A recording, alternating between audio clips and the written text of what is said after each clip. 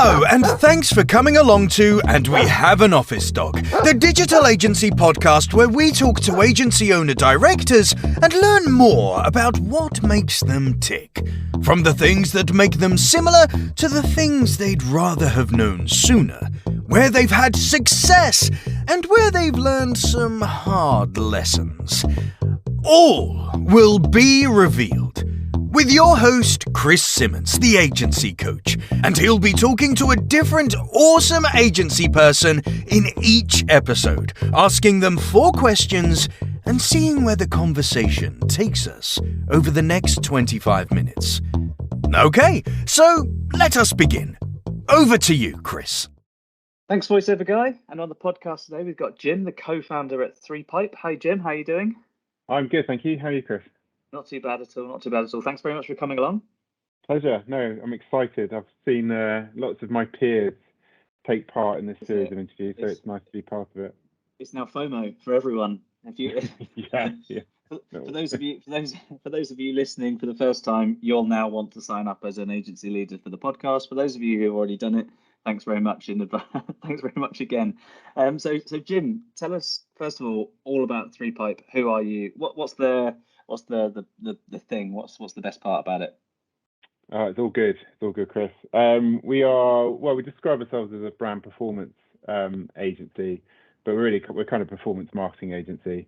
We came about through the M&A of various agencies over the last sort of 10 years or so. So a PR agency merging with a performance marketing agency, acquiring a creative, and then an SEO agency. So we kind of built out an integrated digital first capability, but with genuine deep expertise across the channels. We work for a lot of retail and sports lifestyle brands. So what have you done that some other businesses that have gone through similar kind of M&A processes over the years, but added on additional services and products that they haven't done, that is sort of prevented from that kind of schizophrenic business that kind of has lots and lots of different directions and purposes? What do you guys have you done differently as you've been part of these? Yeah, it's a really good question, I think. The acquisitions that we made were strategically done. They weren't opportunistic. They were gaps where we felt we needed some skill sets to fill. And also they were agencies that we'd already be working with across shared clients. And I think that really helped for us to better understand how what they did would fit in with what we were doing. And also that on a personal level that it would integrate well and it made sense from the client's perspective as well. So I can't talk for everyone else's success or failures, but it wasn't easy, for sure. It wasn't easy, and it's taken us a while to sort of dance around each other. But I think in a way it's got easier as work has become more and more integrated and less siloed, and so kind of moved away from having those separate teams, but more of a hybrid teams that make sense for different clients using all those skills across the agency. So in a sense, the way that you've managed to align the purpose is by doing the acquisitions with a purpose, if I wanted to put it in some sort of marketing speak. And not just for purpose-driven brands, no. So, but yes, you're right. Yeah, exactly. You see a lot of agencies these days, which are essentially M&A hoovers, aren't they? They weren't an agency in the first place. They just started buying chunks of agencies and slots them all together, and I can see the benefits of that. The knock-on impact of that is obviously going to be that you're filling a gap that's in a business plan, not necessarily a gap that's in part of a strategy, if that makes sense. Yeah, I think you're right. We see a lot of that happening, and a lot of the time, I think it's driven by trying to drive cost efficiency in terms of, we'll have all the back ends in terms of finance, accounting, HR, all that sort of stuff. So we can strip all that out of your agency. But we didn't do it for that purpose.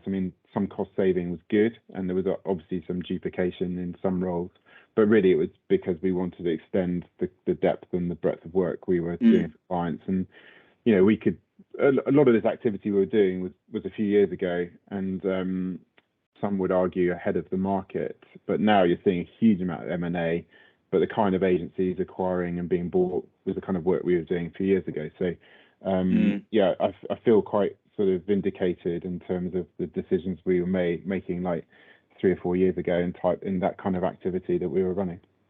So over the last, as you say, almost 10 years, I think you said a minute ago. So over the entirety of your experience running Threepipe, at least, what's been one of the most enjoyable successes that you felt you've had, whether it be, I don't know, client or an acquisition or? Yeah, we've done some amazing work. I mean, like we started really small with some clients, like England Wales Cricket Board, for instance, and have grown to become their sort of lead digital agency and working on some really big campaigns like the 100, which is their new format of cricket, which launched last year, and we're now working on again this year. And that work has spilled into us working with people like the FA and UEFA as well on say this women's Euros. So that's been really fulfilling. But I personally think the thing that really sets us apart as an agency is everyone talks about what makes you different, but we've always thrown a lot of time and resource at developing our own technology, and I think that's been really rewarding to see us building out our own tech, not just for us as an agency to use to help us be more efficient, but giving our clients a competitive edge in the market as well, and that really gives us a USP, because when other agencies are using off-the-shelf kind of software solutions, I've got something unique and different to talk about, and we've always placed a great deal of emphasis on that, and that you don't have 100% success rate in everything you want to do, but we've put investment and time into creating new teams and technology, which has really given us a bit of a difference, really. And I guess the stuff that you've been able to do with those agencies, with those successes, like you say, it's kind of linked one thing onto another over time. That in of itself, I guess, has been something that's probably really helped in driving the decision to go through some of these acquisitions in the first place, right? So you've worked with one company on one aspect of things, which has then driven a little bit of push into another area of expertise that you've kind of had to sort of just go for, right? Yeah, no, definitely. I think we've created 2 new teams in the last few years, which one is focused on Amazon and marketplace, and the other is focused on online grocery and retail media, so working with the likes of Tesco's and Boots and Very and all that sort of stuff. And both those teams fell out of the previous acquisitions that we've done in terms of having SEO optimization skills as well as paid media expertise, but then pivoting those teams into slightly different sort of what turned out to be high growth sectors for us in terms of marketplace and online retail media. So yeah, it has led to other benefits for sure. So if you could go back in time though, right to the very beginning, and speak to the younger version of yourself, is there something that you would kind of advise yourself to do or not to do that would help you either get exactly where you are today, but with fewer grey hairs, or? What are you saying? I mean,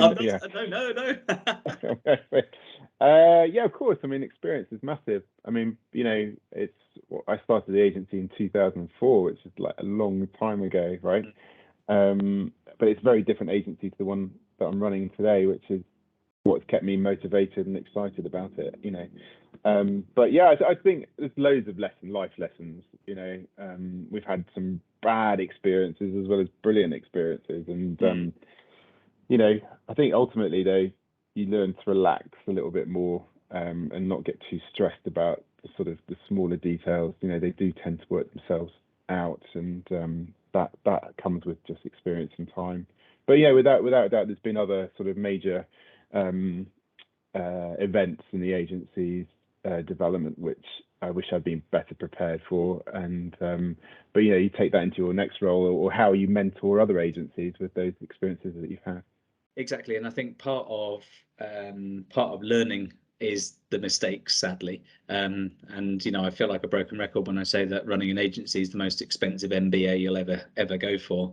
But it's you know, you could go back in time and advise yourself of something, but you might not have been ready to hear that and need to make the error in order to do something differently, or need to do it at that pace at the time because that was the right thing to do. And I guess in a similar way to things like you say, coaching or mentoring, you need to be ready for it, and you need to know what the next thing is, and when you're ready for it, you listen better and you learn from that and things like that as well. Yeah, no, definitely. Is there something that you kind of did early doors which you think really kind of keyed you up for this longevity? Starting it in my 20s gave me enough time to get through the amount of time that we needed to run it, I guess. But yeah, I think you mentioned mentoring, and I think that was massively important for us.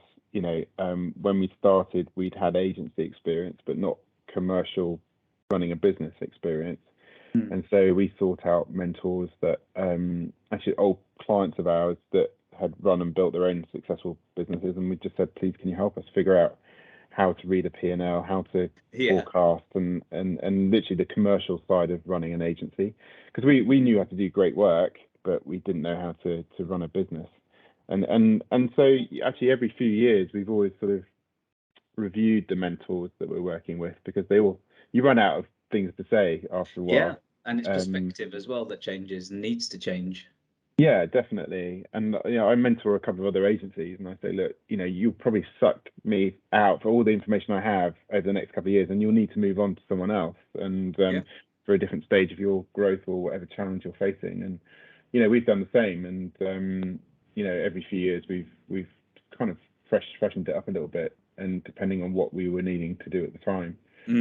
But right at the start, it was very much focused on how can you help us make sure we're not one of those percentage of businesses that go bust in their first year, and avoid that trap, really, which we obviously did. And quite a lot of that sounds like you started the agency with the view of growth, rather than, in some cases, quite a lot of agency owners, they start out kind of being very busy freelancers with the name agency, and that then kind of lends them into kind of a decent level of cash flow, but not really understanding what that means. And then obviously hiring is required and all the other things are required, and then that's where the mistakes and the lessons get learned the really hard way.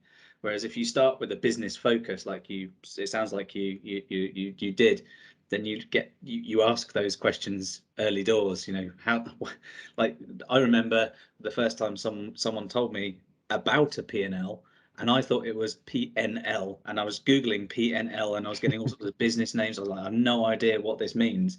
And you just don't know where to start unless someone helps you. Yeah, no, absolutely. I mean, we were really boring the way we approached launching the agency. You know, we actually spent 6 months writing a business plan, which, you know, was hugely important, really, in terms of getting your thoughts down on paper, about something about writing things down that help you think a bit more in terms of figuring out how you want to be and the kind of people you want to hire and the kind of clients you want to work with. And so yeah, we did everything like textbook, which was really, you know, in a way, some of the better agencies or best agencies don't start like that, right? They start just because it was opportunistic. But you know, we've always been very sort of thorough and planning ahead. I mean, even if you never follow that plan, which often you don't, but it's very useful, especially if you have a growth mindset, which is something we, as you say, we always did. We knew we wanted to win a certain award within 3 years, and then tracked what every other agency had done to get to that award winning position, which meant what income we needed to be delivering, what kind of numbers, what kind of mix of clients, all that sort of stuff. And the first 3 years, the plan fell out of that, really, because we knew we wanted to hit £1.5 million income or whatever it was, you know. Yeah, so you kind of reverse engineered a business in a way, and it, you know, took the time. I mean, that in a sense, that's what I do with a lot of agencies that I work with, but whilst things are moving. So it's a moving target in a moving vehicle, that you're kind of saying, okay, 3 years time, where do you want to be? And doing what you've done there, in a sense, is, you know, well, if you want to have 3 million turnover, you need this many staff, with this many clients, with this much incoming leads, with that little amount of churn, and all those sorts of things. And it sounds, you built the business based on, in a sense, on the back of a giant, very well written fag packet. Well, actually, do you know what it was? We used to buy rolls of wallpaper and roll them out across the floor, and then start at the far end. Yeah. Say, okay, this is what we want the agency to look like in 3 years, and as you say, work back from there to the shape we are now to where we want to be in 3 years. And therefore, every 6 months, how does the team shape need to change? How does all the sort of KPIs need to change to actually get us to where we need to be?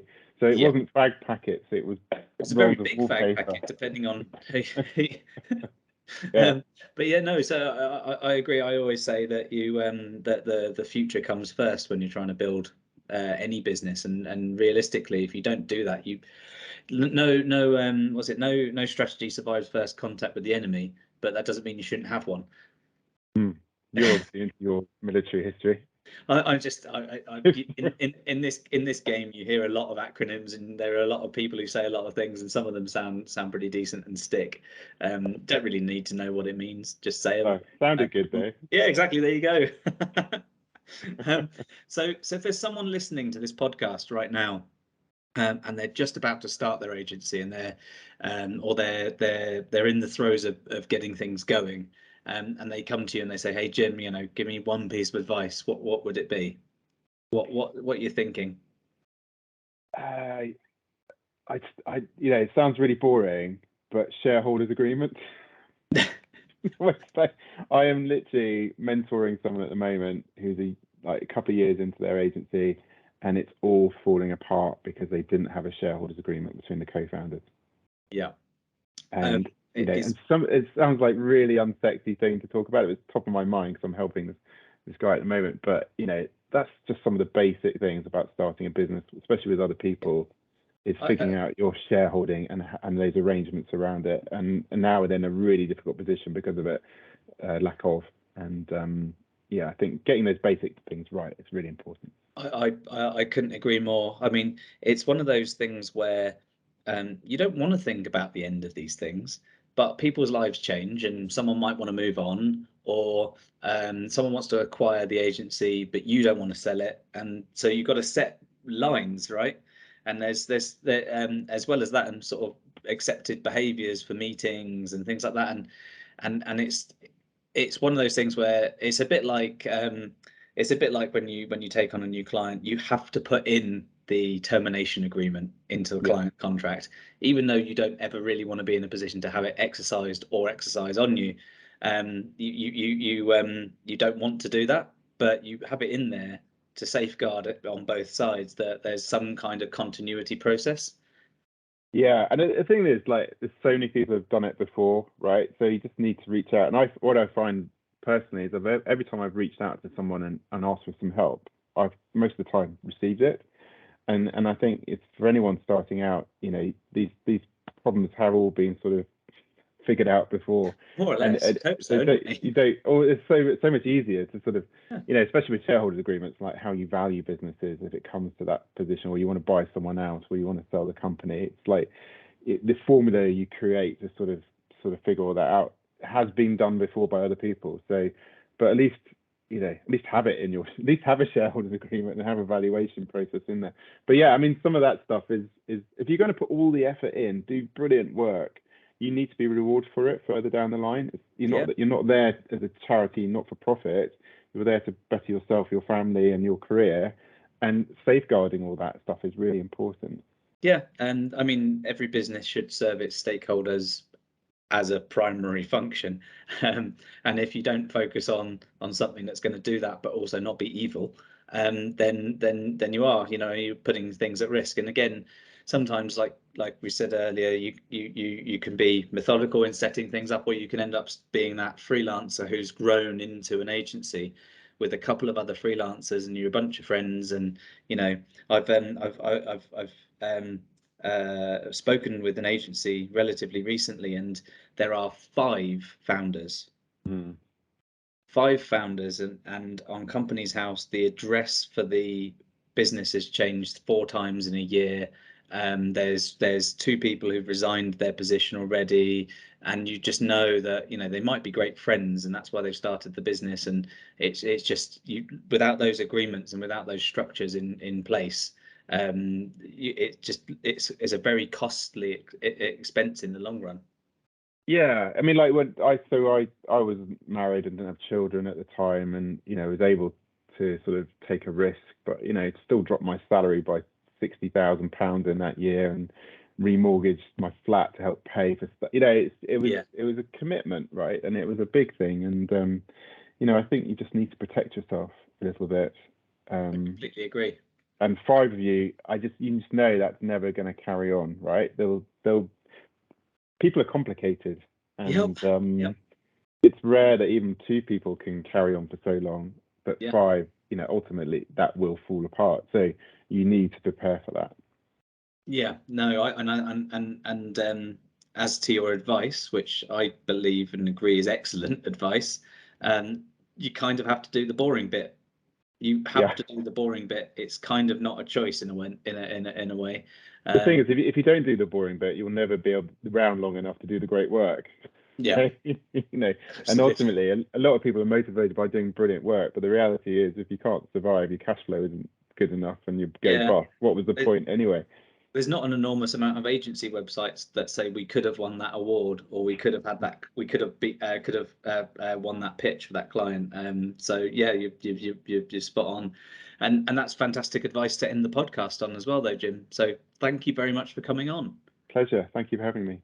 And in our next podcast, we'll be speaking to a different agency leader to find out their story and the lessons they've learned along the way. So thanks very much for listening.